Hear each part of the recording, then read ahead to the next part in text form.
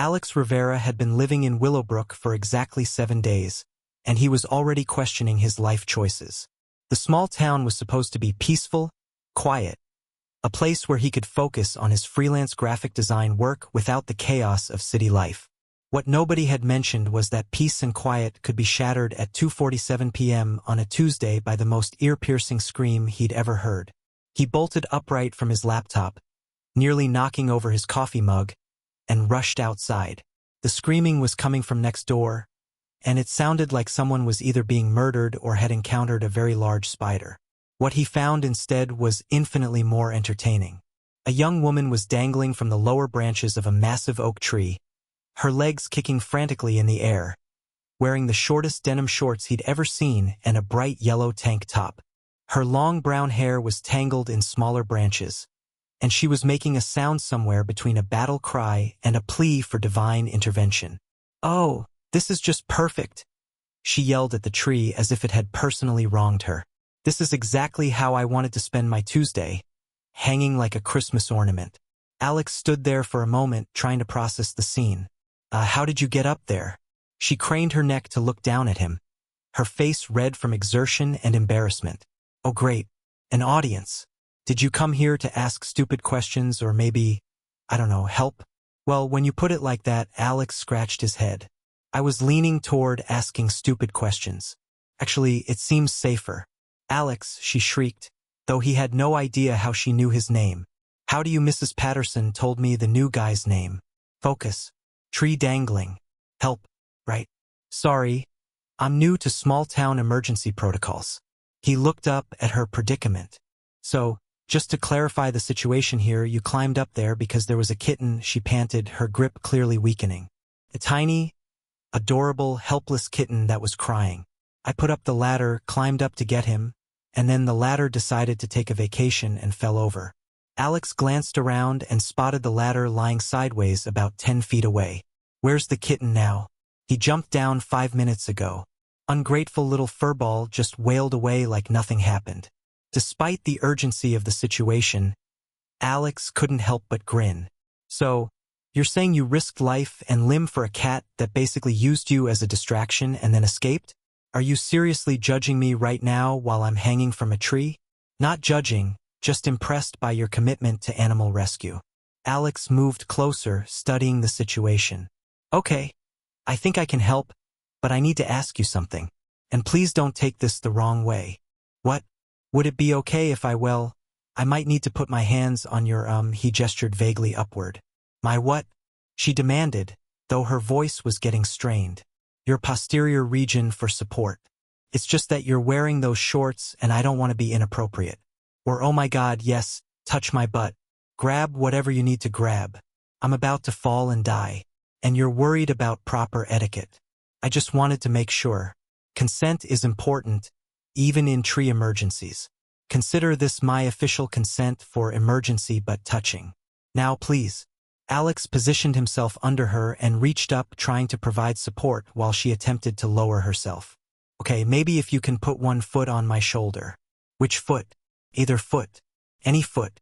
I'm not picky." She tried to maneuver her left leg down, but her arms were shaking from holding her body weight. "I can't. My hands are slipping." "It's okay. Just try to." And that's when physics decided to have a sense of humor. Her grip gave out completely just as she was trying to step on his shoulder instead of a graceful dismount. She plummeted straight down, somehow managing to straddle his neck on the way. The unexpected weight and the surprise of suddenly having a pair of legs wrapped around his head caused Alex to lose his balance entirely. They crashed to the ground in a tangle of limbs, with her somehow ending up lying across his chest and face. Her stomach pressed against his nose and mouth. Came his muffled voice from somewhere beneath her. "Oh no, oh no, oh no." She scrambled to get off him, but in her panic she managed to knee him in the ribs and elbow him in the stomach. "I'm so sorry. Are you okay? Can you breathe? Are you dead?" Alex finally managed to free his face, gasping for air and laughing despite himself.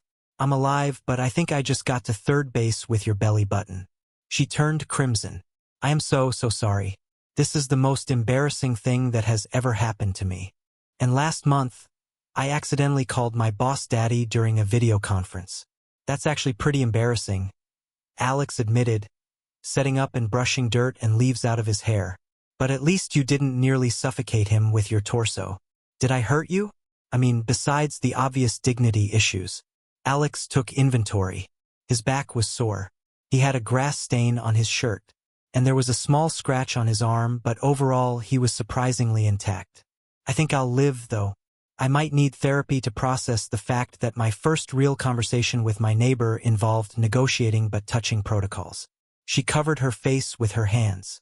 I can never show my face in this town again. I'll have to move, change my name, maybe join the witness protection program.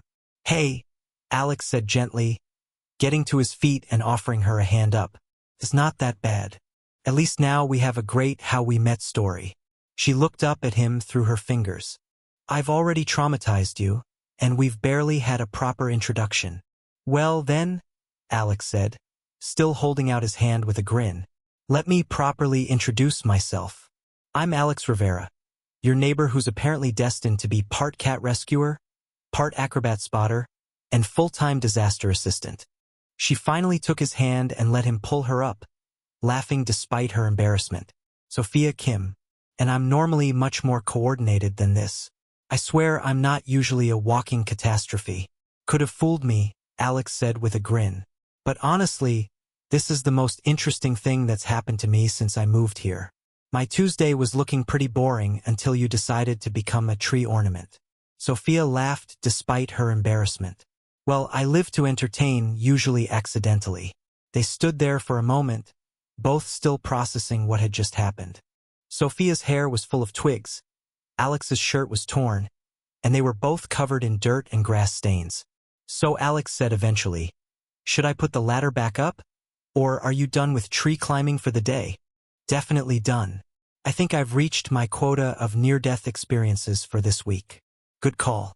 Though I have to ask, do things like this happen to you often? Sophia considered this seriously. Define often.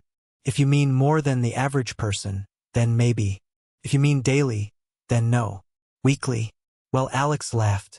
I'm starting to think moving next to you was either the best decision I've ever made or the most dangerous. Probably both, Sophia admitted. But hey, at least you'll never be bored. As they walked back toward their respective houses, Sophia stealing glances at her new neighbor. She couldn't help but notice that despite being knocked to the ground and nearly suffocated, Alex was still smiling. Most people would be running in the opposite direction by now. Thanks, she called out as he reached his front door. For the rescue attempt, even though it kind of turned into more of a controlled crash. Anytime, Alex called back. Though maybe next time we could try a trampoline. Might be safer for everyone involved. Sophia grinned. I'll keep that in mind. As she watched him disappear into his house, she found herself hoping there would definitely be a next time, even if it involved more emergency situations and questionable physics. After all, boring was overrated. 3 days after the Great Tree Incident, as Sophia had started calling it in her head, she found herself standing on Alex's doorstep at 8 a.m., holding a small pet carrier and wearing what she hoped was her most persuasive smile.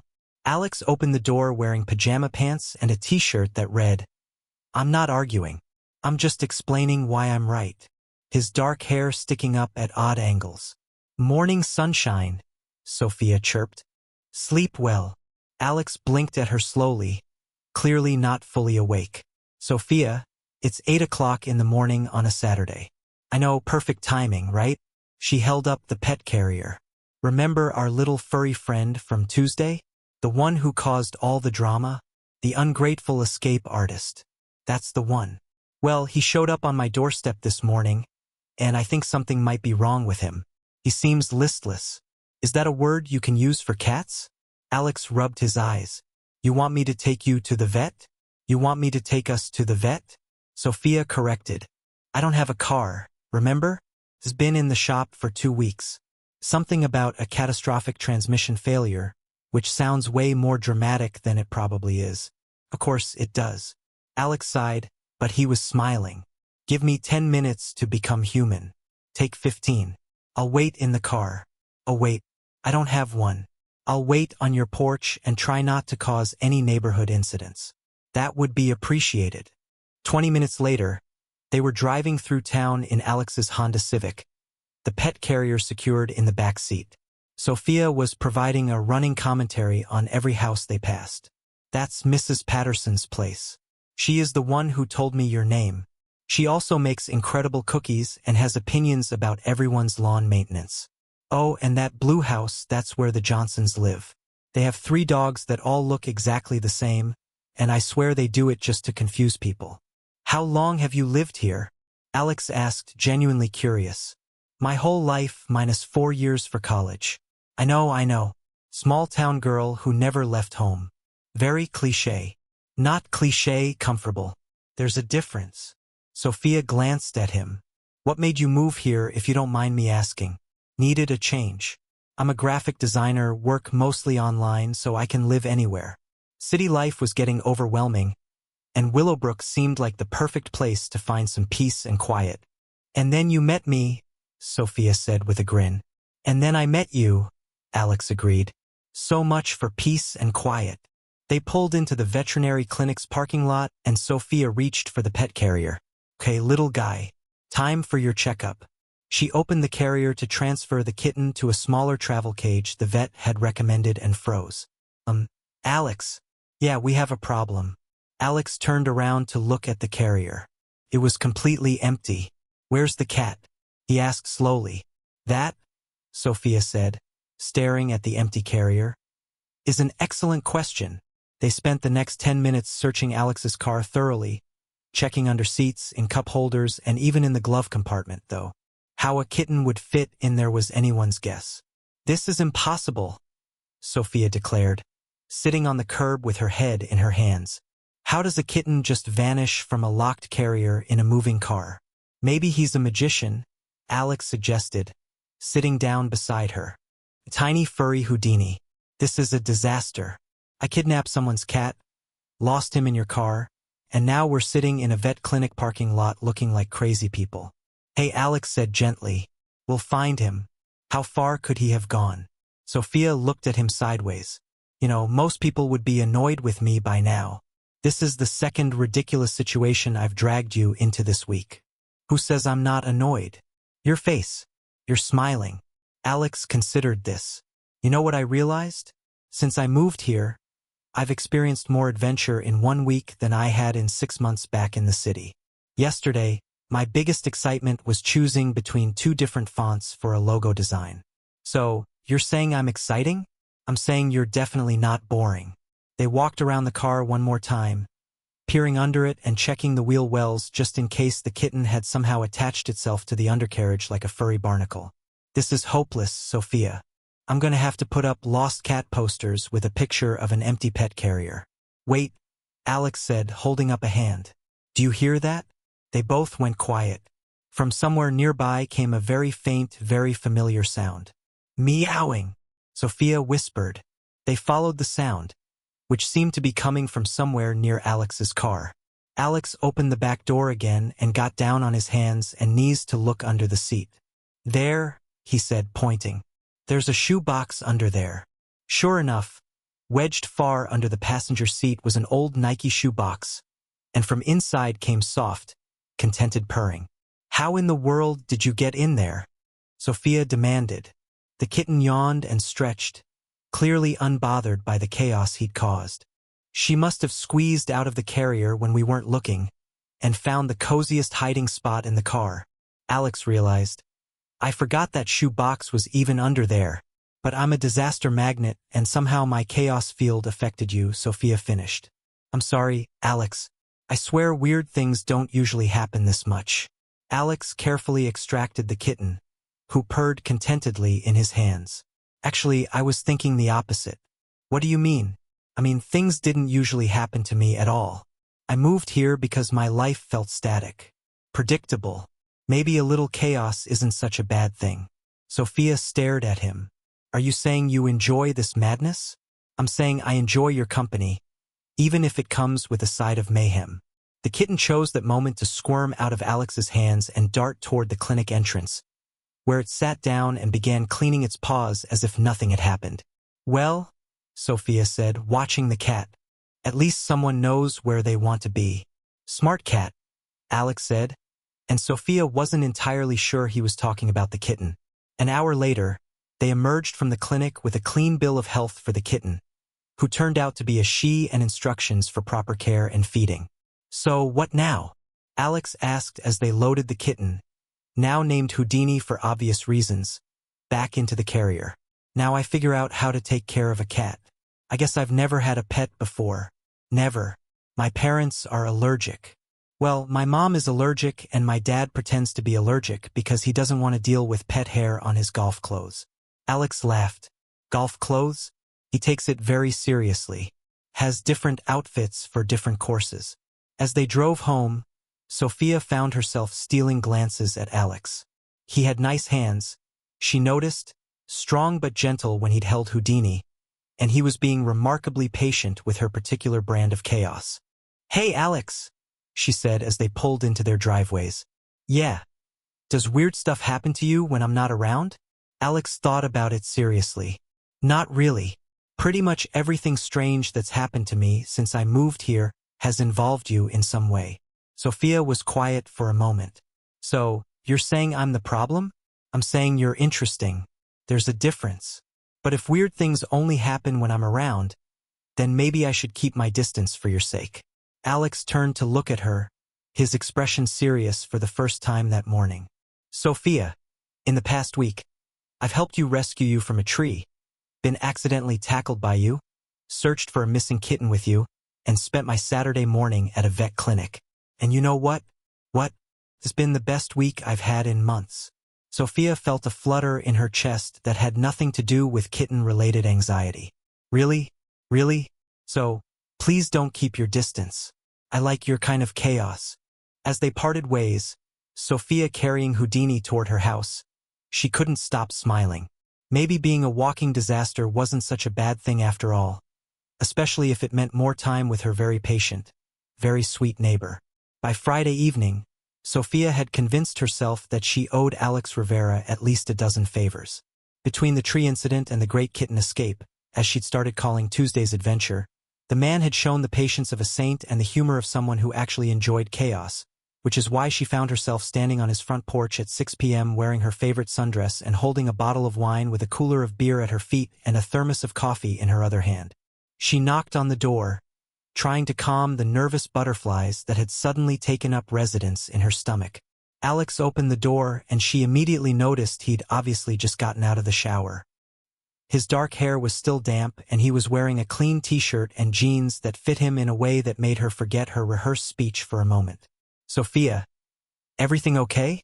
No emergencies involving small animals or gravity. Nope, no disasters today. Well, not yet. It's still early. She gestured to her collection of beverages. I come bearing gifts and an offer. Alex raised an eyebrow. Should I be worried? Only if you're afraid of relaxation and good company. She took a deep breath.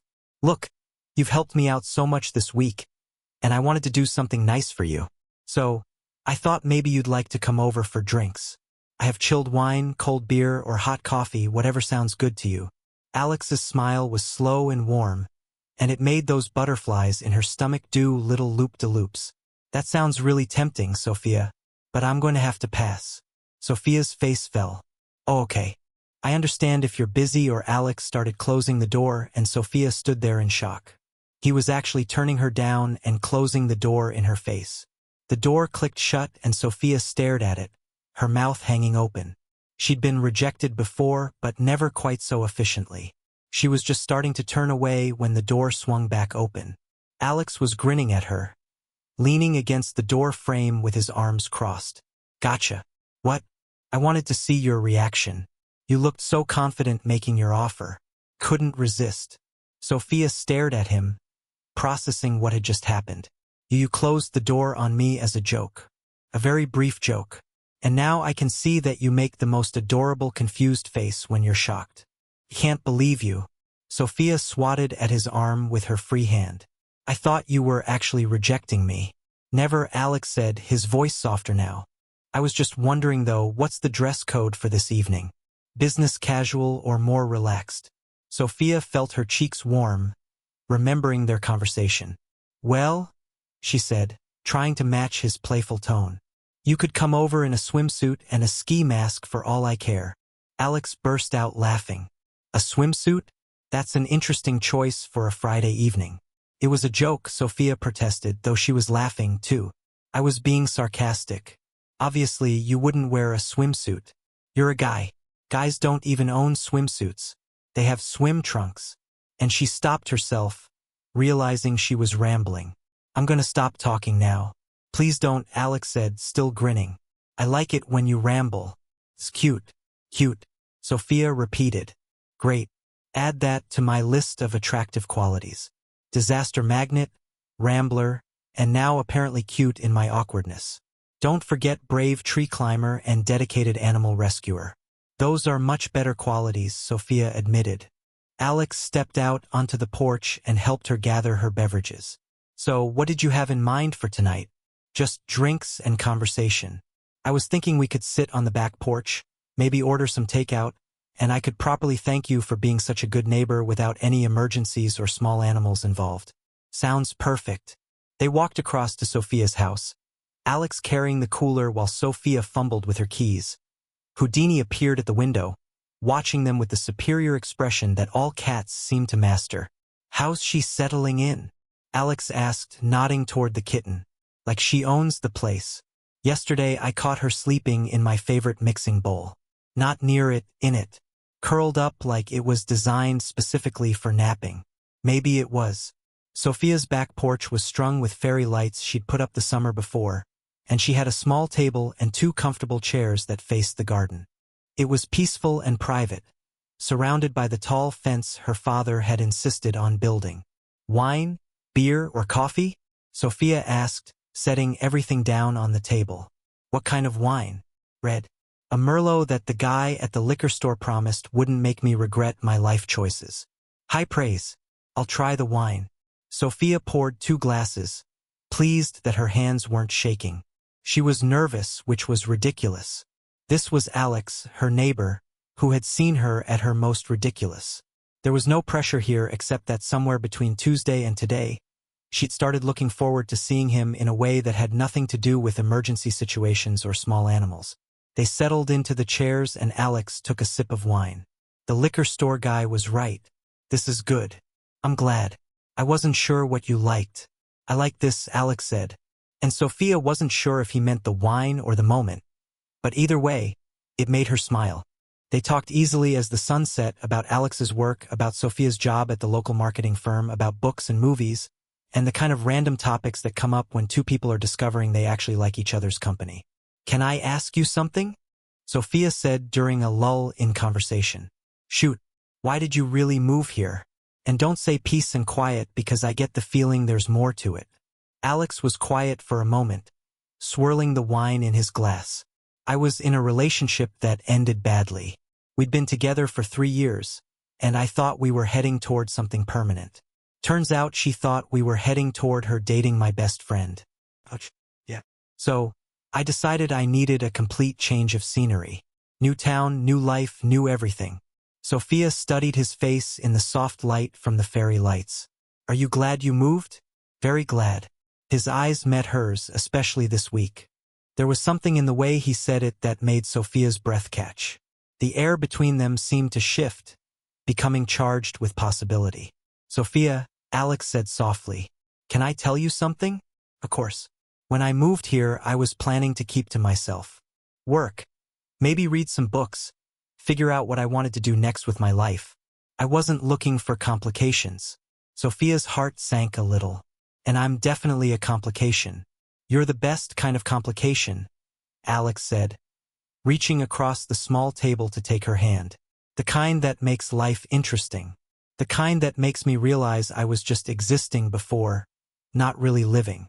Sophia looked down at their joined hands, feeling the warmth of his skin against hers. "Alex, I know we just met, and I know I've seen you in some pretty ridiculous situations, but I like you, Sophia. Not just as a neighbor, not just as entertainment. I really like you." Sophia felt her heart do that fluttery thing again, but this time it was stronger, more insistent. I like you too, even though you play mean tricks with doors. Alex laughed, and the sound was warm and genuine. I promise to limit my door-related pranks in the future. I'll hold you to that. They sat there for a moment, hands linked across the table, just looking at each other. Sophia could hear the crickets starting their evening chorus. And somewhere in the distance, a dog was barking. Normal, peaceful sounds that somehow made this moment feel even more special. Sophia, Alex said quietly. Yeah. Would it be okay if I kissed you? Sophia's smile was slow and sure. I thought you'd never ask. Alex stood up and came around to her side of the table, gently pulling her to her feet. For a moment, they just stood there close enough that Sophia could smell his cologne, could see the flecks of gold in his brown eyes. Just so you know, she whispered, I've never been kissed after a week of consecutive disasters. Then I guess we're both in uncharted territory, Alex murmured. And then his lips were on hers. The kiss was soft and sweet at first, tentative, and then Sophia's arms came up around his neck, and Alex's hands found her waist, and it deepened into something that made Sophia's toes curl in her sandals. Wow, Sophia said softly. Yeah, Alex agreed. Wow. They stood there for a moment, foreheads touching, both smiling. So, Sophia said eventually, what happens now? Now, Alex said, pressing a soft kiss to her forehead. We see what happens when you're not dangling from a tree or chasing escaped kittens. That could be boring, Sophia warned. Somehow, Alex said, pulling her closer. I doubt that. As if on cue, a crash came from inside the house, followed by an indignant yowl. Sophia sighed. That would be Houdini probably redecorating my kitchen. Should we go check on her? Sophia looked up at Alex, at this man who had somehow turned a week of disasters into the beginning of something wonderful, and shook her head. In a minute, she said, and kissed him again, because some things were more important than whatever chaos a kitten could create. And this was definitely one of those things.